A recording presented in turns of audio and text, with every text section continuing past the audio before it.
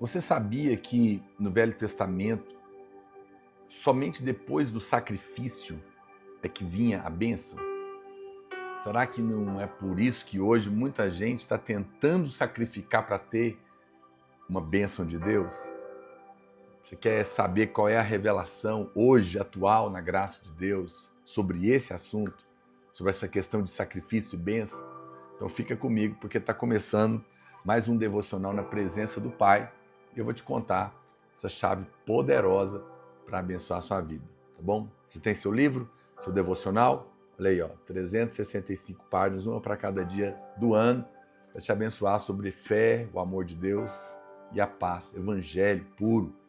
Você quer adquirir para você ou para dar de presente, só clicar no link que aparece na descrição do vídeo, adquirir, vai chegar na sua casa, tá bom? No final vou orar por você, pela sua família, mas antes lembre-se de se inscrever aqui no nosso canal, clique aqui em se inscrever, acione as notificações e se você pode, vem fazer parte do clube do assinante.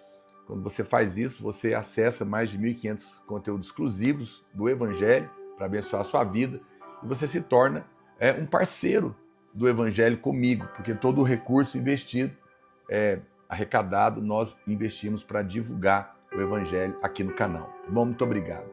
Glória a Deus por isso. Você sabe, tem um texto aqui em 1 Reis, capítulo 18, quando Elias está fazendo um desafio com os profetas de Baal, ali na época, né, de Jezabel e tudo mais, aquele contexto ali, que ele está confrontando aqueles demônios. E então, o rei Acabe, né, o marido da Jezabel, e Deus ele tinha profetizado a seca e agora ia chover, mas num primeiro momento acontece um confronto. Aí no verso, eles põem lá a lenha, põem o sacrifício, né, no altar, e Elias fala: o Deus que responder com fogo, esse é o Deus verdadeiro. Então eles clamam ali insistentemente, não acontece nada. Elias manda jogar água, e aí ele fala aqui no verso 36, no devido tempo, para se apresentar a oferta de manjares, aproximou-se o profeta Elias e disse: ó Senhor Deus de Abraão, de Isaque e de Israel, fique hoje sabido que tu és Deus em Israel e que eu sou teu servo, que segundo a tua palavra fiz todas estas coisas. Responde-me, Senhor, responde-me para que este povo saiba que tu, Senhor, és Deus e que a ti fizeste retroceder o coração deles. Então caiu fogo do Senhor e consumiu o holocausto e a lenha e as pedras e a terra e ainda lambeu a água que estava no rego. O que vendo todo o povo caiu de rosto em terra e disse: o Senhor é Deus, o Senhor é Deus. Que coisa, né? Poderoso. E ali houve esse confronto e os profetas de Baal, desse demônio, foi morto. Sabe, uma coisa interessante que está acontecendo aqui é que nesse verso aqui, 36, ele fala que era o momento de se apresentar as ofertas de manjares. Sabe que hora era essa? 3 horas da tarde. E por que isso é importante? Porque foi exatamente esse horário em que Jesus foi morto na cruz, 3 horas da tarde. Na Bíblia nada é por acaso. Aqui era uma sombra do verdadeiro sacrifício. Ali Deus estava se revelando através do juízo sobre o sacrifício naquele confronto com os demônios. Mas ele estava apontando para o verdadeiro sacrifício que viria. Mas o mais poderoso é que não foi Deus que matou os profetas, foi Elias. Mas o fogo de Deus não caiu em cima dos homens. O fogo caiu em cima do sacrifício. Então, aqui está um ponto importante a se colocar, né? Sempre que o fogo do juízo cai do céu, na nova aliança, se houver o sacrifício, ele não cai sobre os homens. Se não tem sacrifício, o fogo da ira de Deus cai sobre os homens. Mas se tem sacrifício, o fogo cai no sacrifício, porque o sacrifício substitui os homens. Isso é uma coisa importante, poderosa. Veja, nós não precisamos ficar com medo mais da ira de Deus.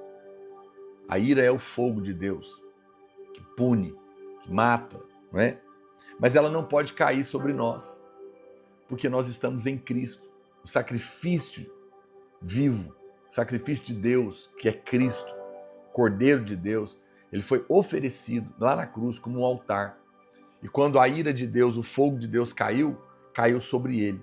Por que que a ira de Deus e o fogo de Deus caiu sobre Cristo? Para não ter que cair sobre mim e sobre você.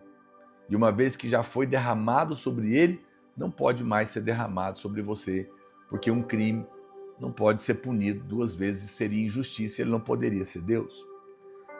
Depois que, e se você continuar lendo esse texto, ele é muito interessante, porque aí a Bíblia fala que depois que Deus responde à oração de Elias, a Bíblia fala que ele anuncia que vai chover. Ou seja, aqui está um princípio poderoso. A bênção sempre vem depois do sacrifício. Você pode escrever isso? Faz tempo que a gente não escreve, né? Vou pegar aqui meu caderninho de anotações, ó. Eu tenho o meu aqui, não sei se você tem o seu, onde eu anoto as frases que eu vou ensinando aqui. Escreve aí nos comentários ou no seu caderno, escreve assim, ó. A bênção sempre vem depois do sacrifício. A bênção, eu vou explicar. A bênção sempre vem depois do sacrifício. Você pensa assim, então eu tenho que sacrificar para ter a bênção? Esse é o problema da religião. Sempre olhando para o homem, não é? Mas o que o Senhor quer nos ensinar? É que quando nós temos revelação da obra consumada, o que é a obra consumada?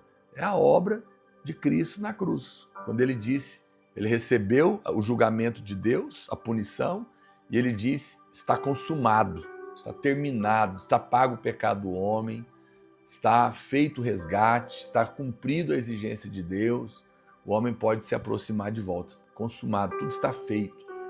Quando a gente entende que o sacrifício já foi feito no nosso lugar, por Cristo, e eu não tenho que fazer sacrifício nenhum mais, aí a chuva da bênção de Deus cai sobre nós. Por que que muita gente tem estado desencorajado? Porque não tem visto a bênção de Deus na vida dele. Mas por que que não tem visto a bênção? Porque você ainda acha que precisa fazer um sacrifício para receber a bênção, porque você entende que a bênção vem depois do sacrifício. É verdade. Mas o sacrifício já foi feito por Cristo. Então a bênção já está liberada. Você não precisa se sacrificar mais, porque Cristo já se sacrificou no seu lugar. Pagou o seu pecado, cumpriu a exigência, e você pode receber a chuva. Depois do julgamento, vem a bênção. Nós somos abençoados hoje com toda sorte de bênção espiritual nas regiões celestiais, porque o julgamento já aconteceu lá no Calvário. Essa é que é a verdade. Isso é poderoso.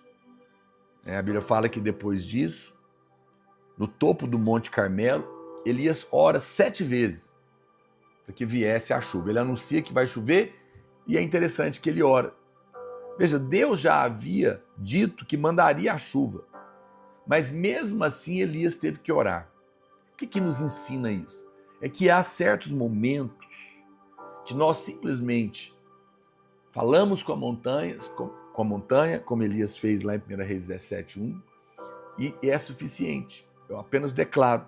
Mas há outros momentos que Deus quer fazer algo na nossa vida e que nós precisamos aprender a perseverar em oração. Esse é um outro motivo porque muitas vezes você está desanimado, desencorajado por não ver a bênção de Deus, porque embora você tenha a promessa, você não está orando pela promessa.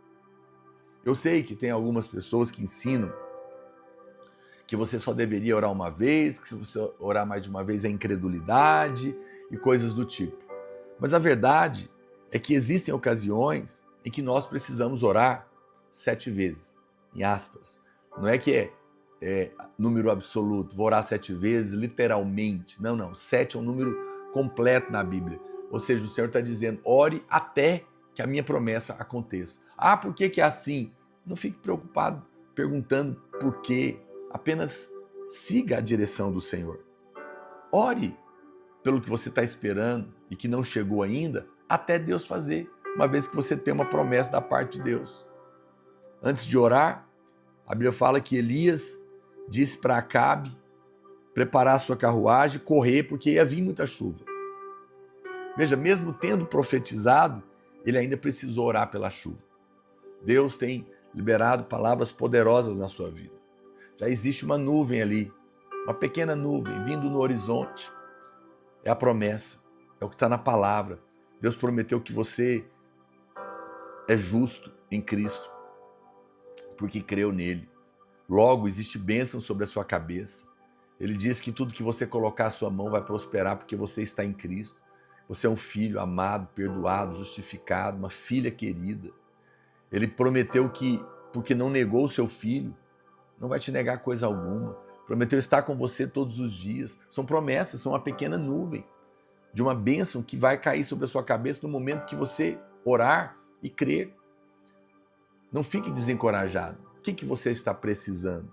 Pare tudo agora. Invoque o Senhor. Insista em oração, com base numa promessa, e veja a mão de Deus ser estendida para derramar chuva de bênçãos na sua vida. Você pode ser abençoado, porque o sacrifício já foi oferecido. Cristo é o sacrifício definitivo, absoluto. Foi oferecido no meu lugar e no seu. E porque Cristo já foi sacrificado, Deus pode agora mandar a chuva sobre a nossa vida, nossa casa e a nossa família. Eu quero orar por você. Escreve aí os seus pedidos de oração.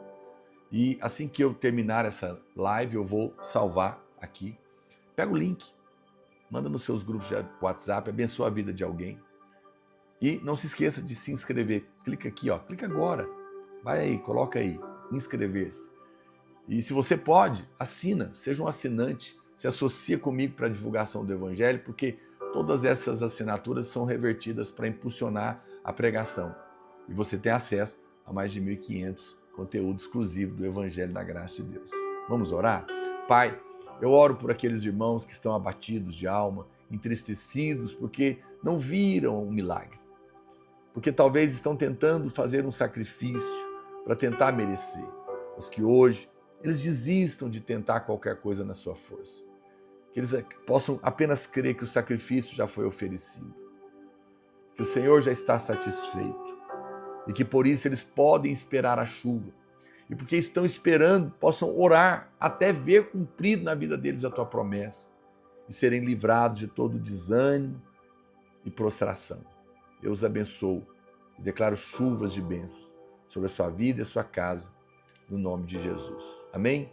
Deus te abençoe, fica na paz e até o nosso próximo devocional, se assim o Senhor nos permitir, no nome de Jesus.